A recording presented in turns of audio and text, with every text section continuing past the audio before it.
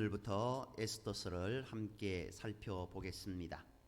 에스더서의 명칭은 본서의 주인공인 에스더의 이름에서 비롯되어 있습니다. 이 책은 에스더와 그의 사촌 모르드게를 중심으로 전개되는데, 유다가 느부갓네살에 의해 멸망당할 때 바벨론의 포로로 잡혀온 유대인의 후손으로서 바벨론에서 태어났으리라 추측합니다. 에스더는 부모를 일찍 잃었기 때문에 모르드게가 부모처럼 그를 양육했습니다. 에스더서는 페르시아 아수에로 왕의 시대라는 역사적 배경을 가지고 있습니다. 이때가 BC 486년에서 465년경의 일입니다. 이 책이 비록 느헤미야의 뒤에 나와 서여져 있지만 그 사건은 느헤미야서보다 약 30년 정도 앞서 있다 할 수 있습니다. 그래서 스룹바벨이 주도하여 일어난 1차 포로 귀환 이후, 그리고 에스라와 느헤미야가 이끈 2차, 3차 포로 귀환 전에 기록된 성경이라고 그렇게 이제 대부분 알려져 있습니다. 물론 앞에서 느헤미야서보다 30년 앞섰다고 했지만 에스더서는 페르시아의 제국 전체를 배경으로 하고 있습니다. 그것이 결국 그렇게 되면은 539년에서 331년 알렉산더 대왕이 이제 헬라를 통일하는 그 이전까지를 배경하고 있다 할 수 있습니다. 이미 이스라엘 백성들이 포로 생활을 마치고 예루살렘으로 귀환하여서 성전과 성벽이 재건되었습니다. 물론 이것보다 조금 뒤의 일이지만요.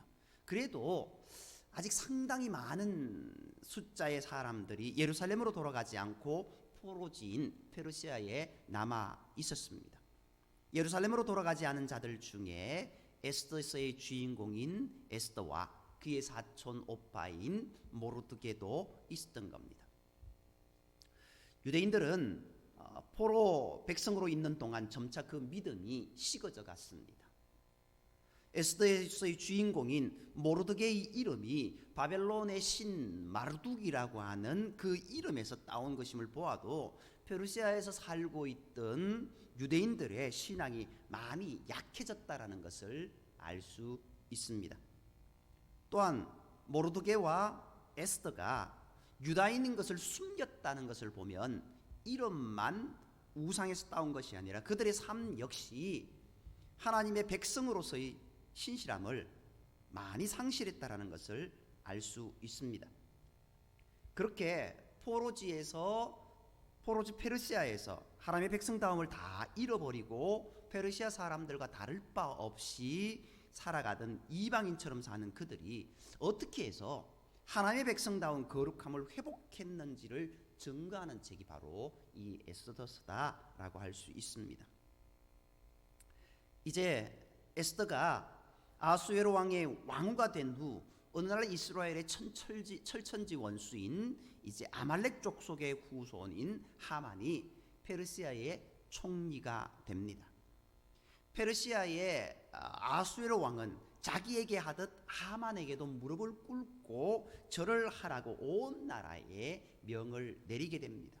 이때부터 평안하던 모르드게와 에스더의 삶에 어두운 그림자가 드리워진 겁니다. 그러나 모르드게는 하만에게 절을 하지 않았습니다. 아무리 믿음을 잃은 엉터리 유대인이라 할지라도 하나님께서 진멸하라고 한 민족의 후손에게까지 절하며 깍듯한 예를 갖추는 일, 절대로 할 수 없는 일이었던 겁니다. 그러나 그 일로 모르드게는 물론 여기저기에서 흩어져 사는 유대인들이 모두 몰살을 당한 위험에 처하게 된 것입니다. 이 일로 모르드게와 에스더는 물론 수산 성 안에 사는 모든 유대인들이 3일 금식까지 하며 하나님께 부르짖게 됩니다. 왕으로부터 유다인들을 몰살시킬 모든 권한을 부여받은 하만은 그 악한 계획을 빈틈없이 준비합니다. 그러나 하만의 악한 계획이 이루어지려 할 무렵 하나님께서도 모르드게와 에스더를 통해서 역사를 이루어 가십니다. 하나님께서는 아무런 힘도 없는 포로 백성 유다인들이 페르시아 왕의 강력한 지지를 받고 있던 하만을 물리치고 몰살의 위기에서 구원을 받게 하셨습니다.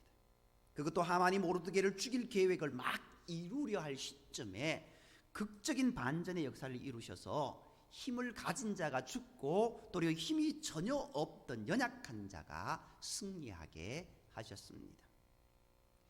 모르드게와 에스더가 하나님께서 몰아가신 그 위기의 속에서 하나님을 부르짖기 시작하고 그 부르짖음 속에서 에스더는 자기 목숨을 걸고 자기 민족을 구원하는 일을 행합니다. 하나님께서는 자기에게 충성하는 신실한 종들을 통하여서 그의 구원을 이루어 가십니다. 그러나 그 충성된 종이 아직 그 역사를 이루기에 믿음이 부족하면 모르드게와 에스더에게 하신 것처럼 그들을 위기로 몰아가서라도 그 필요한 믿음을 갖게 하신 후에 역사를 이루어 가시는 겁니다. 하만은 그때부터 11개월 후인 아달월 13일 유다민족을 몰살시키려 하고 온 나라에 왕의 이름으로 조사를 꾸며 반포했습니다. 그러나 그날은 도리어 유다인들을 죽이려고 하는 자들이 죽고 유다인들은 생명을 얻는 날이 되었습니다. 유다인들이 악인을 물리치고 구원을 받은 것입니다. 그러므로 유다인들은 그날을 부림절이라고 정하고 해마다 그날에 하나님께서 그들을 구원하셨음을 기억하고 즐거워하며 찬양하게 되었습니다. 대학살의 위기에서 유대민족이 구원을 얻은 이야기인지라 지금까지 에스더를 통해 이루어진 구원을 기념하는 부림절, 유대인들이 유월절 축제 다음으로 중요하게 여겨서 기념하는 절기이고 에스더서는 유대인들에게 있어서 가장 사랑받고 가장 널리 알려진 책입니다. 그래서 중세의 유대 신학자 마이모니데스는 에스더서를 성경 가운데 최고의 책으로 여긴다고 평가하기도 했습니다. 또한 에스더서는 시작부터 끝까지 10번의 잔치가 벌어지고 그 잔치를 통해 살육과 구원의 희비가 교차돼서 혹자는 이 책을 잔치의 책이다라고 부르기도 합니다. 오늘 우리가 읽은 본문 서두에서도 아수에로 왕이 벌인 잔치 이야기로 시작되고 있지 않습니까? 그리고 본문에 나오는 아수에로 왕은 페르시아 제국 제4대 왕인 크세르크세스 1세를 가리킵니다. 그는 아버지 다리우스 1세의 뒤를 이어서 왕위에 올라 주전 485년에서 465년까지 통치했고 127개의 지방을 다스리는 대제국의 왕이 되었습니다. 물론 통치 초기의 아수레는 1년의 반란을 진압해야만 했습니다. 그리고 이제 왕권을 튼튼히 한 아수에로는 그가 왕이 된 지 제3년에 자기의 권력과 부를 6개월 동안 과시할 수 있었습니다. 에스더서는 그 첫 부분에서 아수르 왕이 벌인 잔치가 무려 6개월 동안이나 계속되었다는 것, 그 잔치를 벌이던 장소는 휘장이 어떤 것이었고 그 휘장이 대리석 기둥에 걸려 있었는데 그 휘장은 은고리로 이렇게 걸어 놓았고 화려한 보석들이 모자이크된 바닥에 의자는 모두 금과 은으로 되어 있다는 것을 정확하게 소개합니다. 심지어 6개월간의 잔치가 끝나고 다시 도성인 수산의 일반 백성들을 위한 그런 잔치가 다시 일주일간 벌어졌는데 그때 일반 백성들에게 내어놓은 술잔들도 모두 금술잔이었다고까지 소개하면서 그 잔치가 얼마나 엄청난 것이었는지를 통해서 이 아수르 왕의 권력이 참으로 엄청난 것이었다라는 것을 증거하고 있습니다. 그와 대조되는 모습이 있습니다. 아수르 왕의 권력이 이렇게 엄청난 것이었다라는 것을 서두에 소개하는 이유는 그 나라에 포로된 유대인들이 한마디로 살아날 소망이 전혀 없었다라는 것을 보여주려 한 겁니다. 전혀 힘이 없는 자들, 전혀 살아갈 소망이 없는 자들, 마치 애굽에 노예되었을 때만큼이나 이때의 유대인들도 위기에 봉착해 있었다라는 겁니다. 그러나 만군의 여호와 하나님께서 그들을 그 절망의 상황에서 구하셨다라는 것을 증거하는 것이 바로 이 에스더서입니다. 정말 왕의 그 어떤 권력은 하늘을 찌릅니다. 반대로 이 유대인들의 힘은 미약하기 거지 없습니다. 그러나 그 가운데서도 하나님은 그들을 구원하시는 역사를 이루어 가신다라는 겁니다. 이 에스더서에는 하나님의 어떤 말씀이 거의 나오지 않습니다. 하나님의 이름도 거의 나오지 않습니다. 그러나 하나님이 어떻게 이스라엘을 이끌어 가시고 어떻게 구원하시는가는 그 구원의 역사하심은 이 에스더서를 보면은 상세하게 알 수 있습니다. 그렇게 하나님은 그들에게 은혜를 베풀어 주셨던 겁니다. 이제 6개월의 잔치가 끝나고 다시 일주일간의 잔치까지 마칠 무렵 기분이 좋아진 아수에로 왕은 왕후 와스티를 잔치 자리에 부릅니다. 몸매가 아리따운 왕후를 백성들에게 자랑하고 싶어진 겁니다. 그래서 아수에로 왕은 어전 내시들을 보내서 왕후 와스티에게 왕후의 정식 예복을 입고 왕후가 쓰는 관까지 쓴 채로 잔치 자리에 나오도록 그렇게 명령합니다. 그러나 왕후를 일반 백성에게 마치 모델처럼 몸매나 자랑하는 자리로 나오게 하다니라고 생각하며 견딜 수가 없어진 이 왕후 와스티는 왕의 명령을 거절합니다. 이 소식을 듣고 아수에로 왕은 크게 진노합니다. 백성들 앞에서 자기의 명령을 거절했으니 왕의 위신이 말이 아니게 되었기 때문입니다. 일로 와스티는 왕후의 자리에서 폐위됩니다만 멀리는 유대인이 멸족을 당할 위기에 그 일을 해결할 에스더를 그 왕후의 자리에 앉히기 위한 하나님의 섭리로 일어난 사건입니다. 왕후가 그 자리에 나아가지 아니한다고 한다면은 왕후 자신에게 닥칠 그 일들을 이 왕후는 알았을 겁니다. 그럼에도 불구하고 그의 마음이 어떤 이유였는지 그런 모습이 되었습니다. 결국 하나님의 인도하심, 하나님의 섭리는 우리가 알지 못하는 사이에 진행된다라는 겁니다.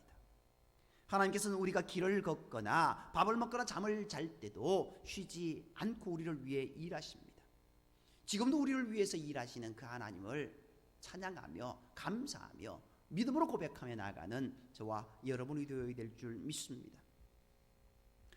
앞에서 아하수에로 왕이 왕후 와스티가 이제 이 잔치 자리에 나오기를 요구했지 않습니까? 이 아하수에로 왕은 자기 과시 욕구가 많은 사람이었습니다. 그의 이러한 성향은 반란을 진압한 후 자기의 부와 권세를 자랑하는 잔치를 무려 6개월 동안이나 계속한 데서부터 알 수 있습니다. 그 6개월의 잔치를 다 마친 후에도 그의 왕국의 도성인 수산성의 일반 백성들을 위해서 또다시 일주일간의 잔치를 벌였지 않습니까? 그들에게도 금과 은으로 만든 의자를 내놓고 금술잔으로 술을 마시게 한 후 그리고 어주를 한없이 제공한 것 역시 그의 과시 욕구를 잘 나타냅니다. 그렇기에 이 왕후 와스티를 예복을 다 차려입고 일반 백성들이 보는 앞에 나아오라 했던 것 그것 역시 내가 이런 사람이다 라고 자기 자신을 자랑하려 했던 것입니다. 그런데 왕후 와스티가 이를 거절했습니다. 초대교회 역사가 유세비우스는 이때 왕이 왕후를 한 번 부른 것이 아니라 어전 내시들을 여러 번 보내서 꼭 와줄 것을 간청했으나 왕후 와스티가 그 요구를 모두 거절했다라고 전하고 있습니다. 과시욕에 가득 찬 아수르의 심기를 아주 심하게 건드린 것이었습니다. 본래 과시욕이 강할수록 그것이 손상을 입을 때 분노도 더 커집니다. 아수르의 진노대로라면 당장 왕후 와스티를 죽이라고 명령할 수도 있었을 것입니다. 그러나 아하수에로는 자기 곁에 두고 있던 페르시아와 메데의 대신 7명을 불러 규례대로 하면 이를 어떻게 처리해야 하는지를 묻게 됩니다. 그 당시에는 왕이 규례와 법도를 잘 아는 전문가들에게 묻는 것이 관례였으므로 아수르 왕은 사례를 잘 아는 현자들에게 물었던 겁니다. 여기 사례를 잘 안다라는 것은 시대와 때를 분별할 줄 안다라는 것을 뜻합니다. 그 당시 왕들은 역사와 규례와 법률은 물론 점성술까지 두루 섭렵하여 나라의 장래를 예견하여 왕에게 조언하는 사람들, 그들을 말합니다. 왕이 이렇게 주변 사람들에게 처리 방안을 묻는 동안 그의 분노가 누그러져서 극단적인 선택은 막을 수 있었습니다. 비록 이 일의 결과가 정의롭게 흘러가지는 않았지만 적어도 이때 아하수에로가 주변의 현자들에게 일의 처리 방안을 물은 것은 울컥 화가 난 상황에서 책임질 수 없는 짓을 저지르는 어리석음을 막았다는 점에서 훌륭한 것입니다. 우리도 화가 나서 견딜 수 없을 때 함부로 이 일을 결정하지 말고 조금 숨을 고른 후에 주변의 사람들의 지혜를 모아 어리석은 결정을 하지 않는 자들이 되어야 할 것입니다. 그렇기에 참을인자 세 번이면은 우리가 살인도 면한다고 하지 않습니까? 아무튼 이 일을 통하여서 이제 왕후 와스티는 죽음에서는 모면될 수 있었습니다. 그러나 이 일이 이제 이상한 방향으로 흘러가게 됩니다. 이때 머무간이 왕과 대신들 앞에 나와서 말하게 됩니다. 머무간은 왕후 와스티는 왕에게만 잘못한 것이 아니라 그 왕국의 귀족들이나 백성들 모두에게 잘못한 것이라고 말합니다. 이 일로 그 땅의 여인들이 왕후도 왕의 명령을 듣지 않는데 내가 당신 말을 들을 이유가 어디 있느냐고 하면서 남편들의 말을 허접하게 여길 것이고, 그러면 부인들은 남편들을 멸시하고 남편들은 그 일로 전국에서 분노가 걷잡을 수 없이 일어날 것이라고 말하게 됩니다. 그러므로 왕후를 폐위시켜서 다시는 왕 앞에 나오지도 못하게 하고 그 여인보다 더 나은 자를 왕으로 맞이할 것을 조언하기에 이릅니다. 이 머무간의 조언은요, 한마디로 사악한 것이었습니다. 왕의 분노를 이용했던 그런 모습이었습니다.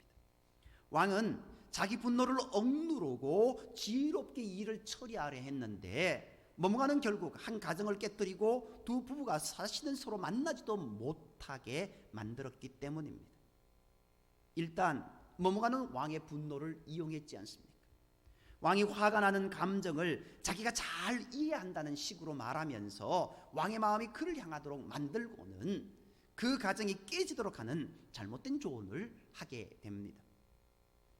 이처럼 사악한 자들은 처음에는 그들이 내 감정을 잘 이해한다는 식으로 나에게 접근한 후에 그가 나를 이해하는 참 좋은 사람이라고 내게 믿게 되면 나를 넘어뜨릴 위험한 생각을 집어넣어 주는 겁니다. 세상의 사기꾼들도 우리를 미혹할 때 이런 방법을 사용하지만 악한 영들도 마찬가지입니다. 사탄이 하와를 미혹할 때도 하나님보다 자기를 더 믿게 한 후에 죄를 범할 생각을 집어넣어 주었던 겁니다. 그의 마음이 사단에게 팔아 넘겨져 버린 겁니다. 우리의 마음이 그런 모습이 되어서는 안 된다라는 겁니다. 그러므로 우리는 누가 나에게 다정하게 접근한다 할지라도 그가 어떤 사람인지 바르게 분별할 수 있어야 됩니다. 그것이 영적 지혜입니다.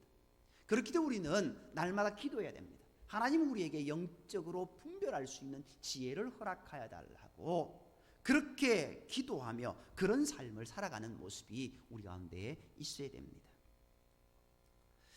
머무간은 왕이 왕후에게 분노하고 있을 때 왕후가 왕에게 아주 잘못해나는 것을 과장되게 말하여서 왕의 환심을 사는 데 성공했습니다.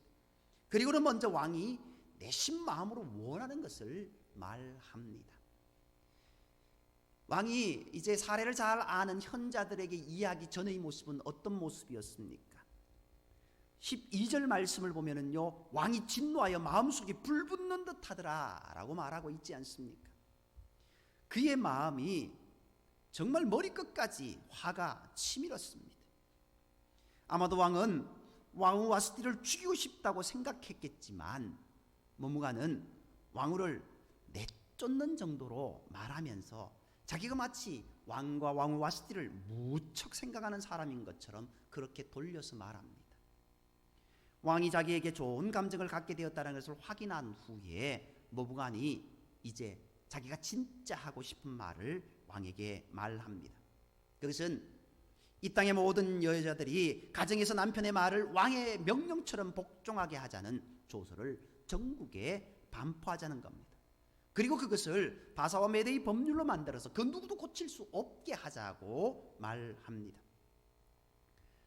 그 시대의 여자들이 남자들을 무시하는 경향이 있었기 때문이었을까요? 아니면 무무간이 자기 부인에게 어려움을 당하고 있던 그런 중이었을까요? 본문에 그런 내용, 그런 사정이 밝혀지고 있지 않으니 무무간이 왜 이런 조언을 했는지는 알 수 없지만 한 가지 분명한 점은 그가 왕에게 조언한 진짜 목적이 바로 이것이었다라는 겁니다. 무무간은 이렇게 집에서 자기가 하는 말이 곧 왕의 명령처럼 되는 것, 집에서는 자기가 곧 왕이 되는 것을 이루기 위해 왕후 바스티가 다시는 왕을 만날 수 없게 하는 조서를 꾸미게 합니다. 그리고 그것을 통하여서 자기의 유익을 이끌어 간 겁니다. 내일이나 모레쯤 왕이 와스티를 보고 싶어 할지도 모릅니다. 싸움은 말리고 화해하게 하는 것이 하나님 보시기에 합당한 일입니다. 그러나 무무간은 자기의 목적을 이루기 위해 왕이 다시는 왕후 와스티를 받아들일 수 없도록 만든 것입니다. 그는 영원히 그 가정을 깨뜨리는 흉악한 자가 되고 만 것입니다. 이렇게 내 목적을 이루기 위해 다른 사람에게 아픔을 주는 것을 하나님께서는 아주 싫어하십니다. 오히려 우리는 내가 손해를 보는 한이 있더라도 상대방에게 기쁨과 행복을 주는 사람이 되기를 갈망하고 그러한 모습으로 나아가야 될 것입니다. 이제 무무간의 사악한 조언에 의해 바사와 메대의 127개 지방 전체의 부부가 상호 존중의 사이가 아니라 왕의 권력을 통한 주종관계가 되어 버렸습니다. 이제부터는 남편의 말이 곧 법이고 왕명이 되어 버린 겁니다. 이렇게 해서 집안에서 남자들의 위신이 좀 세워졌는지는 모르지만 그러나 이것은 권력의 힘으로 억지로 세운 남자들의 체면입니다. 남자가 자기 부인에게 큰 소리 치기 위해 권력의 힘까지 이용했다라는 것 참으로 부끄러운 일이고 째째한 모습입니다. 아무튼 에스더서는 초반부에서 아하수에로 왕의 부와 권세가 얼마나 크고 놀라운지를 장황하게 설명합니다. 127개 지방이란 그가 정복하여 다스리고 있는 나라가 127개나 된다라는 그런 의미이기도 합니다. 물론 그때의 나라들이 작은 도시 국가들이었지만 그렇더라도 127개의 나라를 점령하여 다스리는 권세는 실로 엄청난 것입니다. 물론 이것이 다 나라라고 할 수도 없습니다만요, 그만큼 넓은 영토를 가지고 있습니다. 그러나 그 엄청난 권력으로 한다는 것이 남자들의 부인들을 꼼짝 못하게 하는 그런 일입니다. 오늘 본문에 나오는 이야기는 그런 이야기입니다. 물론 이 일의 모습은 하나님의 역사하심 가운데 다른 것을 이루러 가시는 그런 모습이기는 합니다만은요, 이들의 하는 모습, 그 모습, 세상 권력의 모습이 이렇다라는 겁니다. 세상 권력가들은 절대로 백성들을 위한 자들이 아닙니다. 자기들을 위해 권력을 잡았고 자기들을 위해 정치합니다. 자기들이 정치의 자리에 윗자리에 앉으면은 이전의 모습은 온데간데 없고 자기들이 유리한 쪽으로 모든 것을 해석합니다. 그것이 정치가들의 모습입니다. 그것이 빈 공짜의 공약이 되어 버렸지 않습니까? 이제는 다른 사람이겠거니 하고 세웠던 사람들, 예전보다 더한 사람들이 될 수도 있고 예전과 똑같은 사람이 될 수 있다라는 그런 모습들을 우리는 보게 됩니다. 이 도둑놈 저 도둑놈 다 똑같은 도둑놈이라고 그렇게 이야기하기도 합니다. 물론 그렇을지라도 우리는 그들을 위해서 기도해야 됩니다. 그들이 하나님의 공의를 온전히 세워갈 수 있는 그런 모습이 되게 해달라고 기도해야 될 것입니다. 흔히 그런 얘기를 합니다. 많은 사람들이 믿음의 사람인 것, 교회 다니는 사람들이다라는 것을 국회의원들 그리고 권력을 잡은 자들이 이제 교인들이다라는 이야기를 합니다.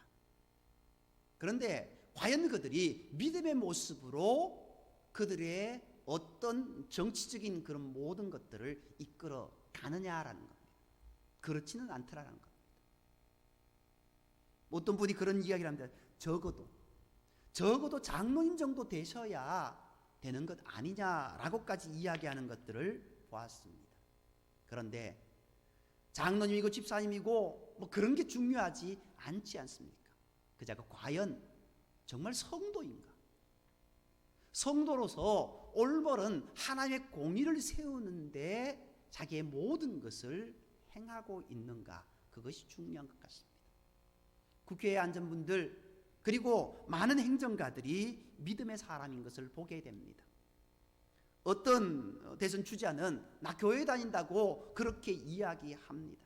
그런데 따지고 보니 아닌 것 같다라는 그런 이야기들을 하지 않습니까? 정말 겉모양으로 그렇게 다니는 모습이 아니라 마음으로 믿는 모습, 그 모습이 그들에게 있어야 되지 않겠습니까? 오늘 이 에스더서의 1장의 모습을 보면은 세상 권력의 모습이 그대로 드러나고 있습니다. 세상 권력의 모습은요, 과시하고 쟁취하고 내가 누군가 위에 서고 내가 누군가를 누르고 그렇게 내 기쁨을 위해 살아가는 그런 모습입니다.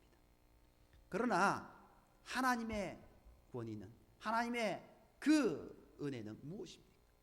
더불어 살아가는 모습이고 모두가 사랑의 존재로 함께 나아가는 모습입니다.